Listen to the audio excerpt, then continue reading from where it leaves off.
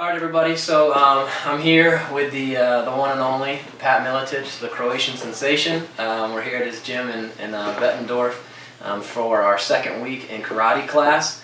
I wanted to interview him on how to defend yourself because the man knows a thing or two about it. This is Pat, and we're going to jump into the interview process. So, Pat, number one is. If you could only teach one key thing about how to defend yourself, like if there's just one element that you would teach people on, what would it be? That's a difficult question. Shoot, quite sorry. You have to understand that for me, self-defense started at age 5 when I started wrestling.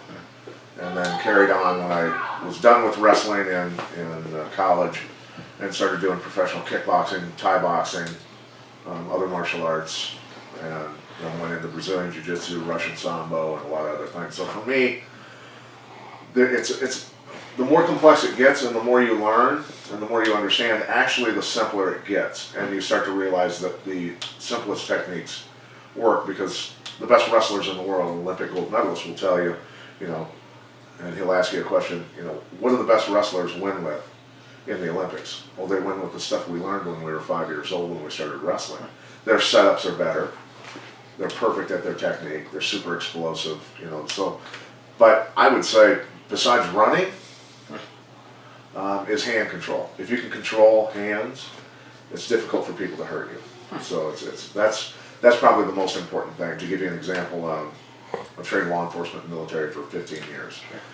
We did a scenario in Las Vegas one time. We had over 400 combatives and defensive tactics instructors from law enforcement and military around the country. And it was myself and Matt Hughes in what's called fist equipment. It's a padded suit with a helmet, a real tough helmet. And there were teams of 4 that would come through the scenario. Matt Hughes and I were not armed. We were simply breaking into a car. And the law enforcement or military people in a team of 4 had to simply go hands-on with us and get us in cuffs. Wow. While they were in the process of doing that, Matt and I were in the process of disarming them and taking their guns off of them and killing all of them. There was one team out of, I think, 80-some teams that survived.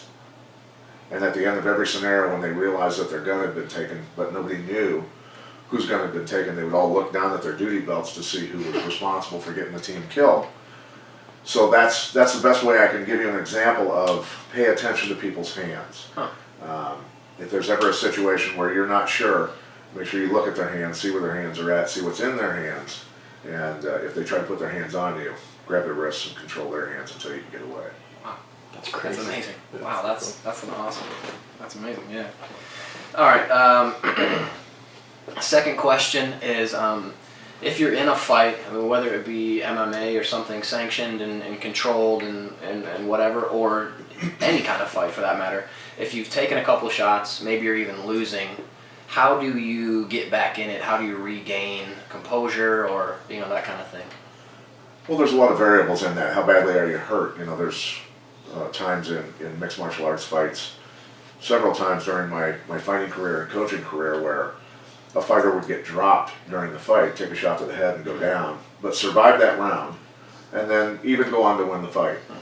And in the locker room, to give you it's kind of a funny story actually, and from a guy that fought his entire life and lived in that world, to us this is kind of humorous. It's obviously not, because it has an impact on the guy's health later on in life. But as young guys in our mid-20s and very aggressive people, to us it was funny. So Joe Dirksen from Canada, who trained with our team, fought Patrick Cote in the UFC. He got dropped in the second round, came back in the third round and choked Patrick Cote and won the fight in the UFC. We're back in the locker room and Joe Dirksen looks at his hands and he still has his wraps on, where they put gauze and tape, athletic tape. And he looks up and he goes, "Did I just fight?"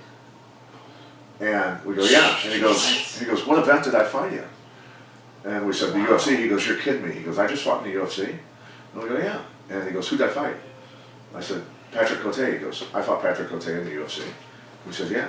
He goes, "How'd I do?" I go, "You caught him in a choke in the third round, you won." He goes, "I beat Patrick Cote in the UFC, you're kidding me." And then he looks up at me and goes, "Pat Miletich, I haven't seen you forever, how you doing?" So that's the kind of thing that can happen to you. Because he had trained so extensively and he was so good, even though he didn't even know his own name during that fight after being injured, he went off instinct and ended up winning the fight. So, for me to say, a lot of people think that self-defense is going to a weekend seminar and learning how to defend yourself. That doesn't work. If I get a concealed carry permit to carry a pistol on me, but don't go to the range 3 times a week or 2 times a week and truly practice how to use it safely and when to use it, it's a liability and it's very dangerous. So, I went off on a tangent there in terms of how somebody can get back. Your question was, how can somebody get back into a fight? I'll look at someone and go, they'll say, well, this technique worked for me. You? I don't know. Yeah. How bad do you want to live? Yeah. And that really comes down to that individual spirit and heart and mind and whether they truly want to go home to their family. That was amazing. There's about 30 different points you can teach from in that. That's perfect. Number 3 is, how and or why did you get into the teaching aspect of it? I got into teaching because at the time, not a lot of people when I started were doing MMA. We were pretty spread out. Right, that's huge now. So I figured, one, I was going to teach and create a bunch of champions so that people, the general public, knew that I knew what I was talking about, and I would get a lot of students that way and build a big business. But also, I had to create a lot of good training partners. So I had to get these guys up to speed, and many of them were great athletes already, all-American wrestlers and things like that. But I had to teach them how to box, how to kickbox, how to do submissions as fast as I could to get them up to speed. So I had great guys to train with, So that's really what it was all about. And I loved helping people. I loved coaching. I loved seeing them reach their goals. Sure. It's a lot of fun. It can be very stressful as a coach, but it's very rewarding also. Right. That actually kind of flows into another question that I had later on down the line, but it was, how important is it to have the right people in your corner? In a fight for sure, or even just in a business, have the right people around you.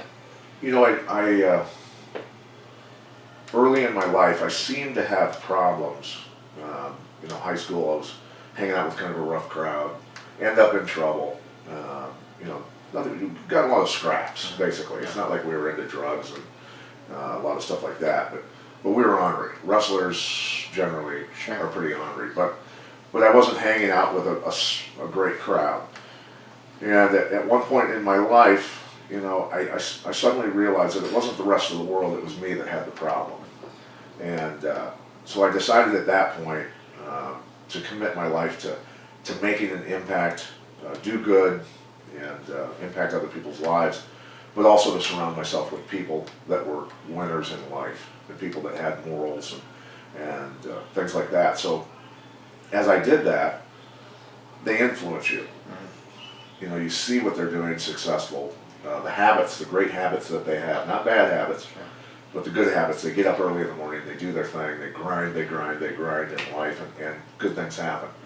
And the more people like that I surrounded myself with, the more I thought that way, and it really does rub off on you. So surrounding yourself with winners is very important. And so they'll generally help lift you, and that's your job for them also. That's awesome. Yeah, I heard Forbes magazine one time asked billionaires, how do you become a billionaire? And they said, hang out with billionaires, don't hang out with millionaires. It's kind of the same mindset. People around you are going to push you and take you to the next level. Let's see. 2 more questions, then we'll let you get out of here. One is, what would you say, especially around here in the Quad Cities? I always joke that there's 3 careers in the Quad Cities, which is John Deere, hairstyling, or MMA. Everybody I talk to seems to fit into one of those. What would you say to one of the million people who, when I was a kid, I got in a ton of fights, I had anger problems, whatever. I never thought of taking it to actual fighting for a career, but there's a lot of people around here who do think that way, who want to make it a career. What would you say to the people in the Quad Cities or anywhere who want to make this an actual lifelong thing? I would say that, I tell people, if you have an other option besides fighting, take it. Wow. Because fighting for a living is a brutal way to make a living. Did I enjoy it? Absolutely. Every minute of it, even the injuries, it made me who I am today.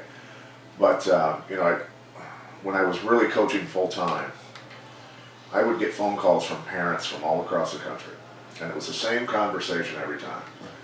They'd say, you know, our boy is graduating from high school, and we're trying to decide whether he's going to go to college, go into the military, or move to Iowa and train with you. And I'd say to them, he's not coming to Iowa. I don't want him here. And the only way I would accept him to come here is if he was going to college while he was here. Because the guys that don't have options are extremely dangerous people. When they open their refrigerator and it's empty, how hard do you think they're going to fight? So this is not as glamorous as one would think.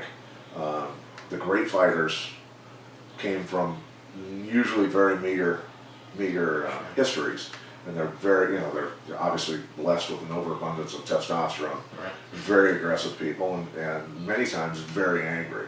So when you climb in a cage with that guy and you had an option to do something else, the option of climbing in the cage with somebody like that is usually not your best option. Awesome. Yeah, that's a really good point. Absolutely. Last question. Is there, whether it's during or before, is there an element of fear in defending yourself in a fight? Again, be that something organized or just something that some random scrap on the street. And if there is that element of fear, how do you control it? How do you not let that beat you? I think fear comes from not being prepared. If I haven't prepared correctly and don't have confidence in my skills, it's just like taking a test in college or high school. If I haven't prepared and studied and know it inside and out and backwards, I'm going to be nervous going into the test. Yeah. So it's the same thing in anything in life. You know, on the street, if you've trained enough and you're very good at what you do, and you don't have to fight professionally to be good at this stuff. Sure. You can learn how to do it without getting your face kicked in. Sure. But if you've trained enough and someone attacks you on the street, there's no time to be nervous. You just react. Things happen. Sure. The build up to a huge fight, sure, there's time to get nervous. There's a lot of pressure. There's a lot of money on the line. World titles, right. Endorsement deals. There's, you know, there's a lot of pressure in it. Yeah. So but getting back to it, it really comes down to preparation. Have you prepared yourself for anything in life to be successful? So when you fought to be the first UFC welterweight champion, was there fear? I mean, was there fear, like you were saying, as far as all the intangibles, deals, and preparations and all that, or was there fear like right before you stepped in the ring, or how did that feel? Usually the night before the fight is when you might have trouble sleeping a little bit, you know. But when you are walking out to the cage, if you're prepared, and I truly felt prepared, that there was nothing more I could have done, that my training was so intense and so hard that I knew going out to the cage that there's no way this guy trained that hard. You're actually, at that point, you're smiling. Yes, I finally get to go to war. I've done all, you know, months of preparation and all the years behind that, being able to get to that point in life. By the time you get to the cage, you're actually an extremely happy person, actually. That's not what I would have expected. So that's all I got, man. Like I said, I really want to take the time to say thank you. I know you're busy. I know you got a million things going on, so I do appreciate it, sir. I really do. All right, thank you very much. Yeah. Hey, Mix. Awesome. Thank you, man. Seriously. Do you think